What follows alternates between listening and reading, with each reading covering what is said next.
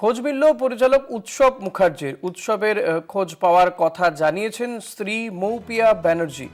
কলকাতার বাইরে এক বন্ধুর সঙ্গে রয়েছেন বলে জানা যাচ্ছে। খোঁজ মিলল পরিচালক উৎসব মুখার্জি, তার স্ত্রী, তার খোঁজ পাওয়া উৎসব মুখার্জির খোঁজ পাওয়া গিয়েছে বলে জানিয়েছেন তার স্ত্রী মৌপিয়া ব্যানার্জি। তিনি জানিয়েছেন যে উৎসব মুখার্জির খোঁজ পাওয়া গিয়েছে। এই পরিচালক বেশ কিছুদিন ধরে তিনি নিখোঁজ ছিলেন বলে জানা যাচ্ছিল, কিন্তু অবশেষে তার খোঁজ পাওয়া গিয়েছে।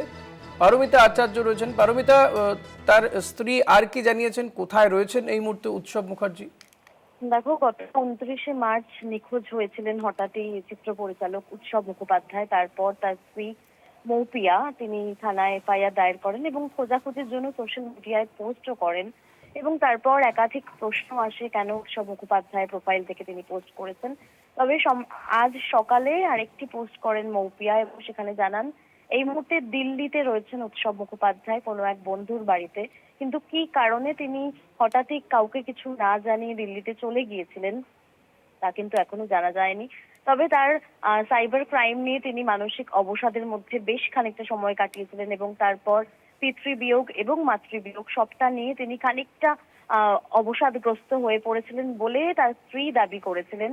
তবে এই মুহূর্তে মৌপিয়া যেটা জানিয়েছেন যে তিনি যাচ্ছেন দিল্লিতে উৎসব মুখোপাধ্যায়কে বাড়িতে ফিরিয়ে আনার জন্য। ঋষিকেশ। ধন্যবাদ পারমিতা। কথা বলছিলাম প্রতিনিধি পারমিতা আচার্যের সঙ্গে।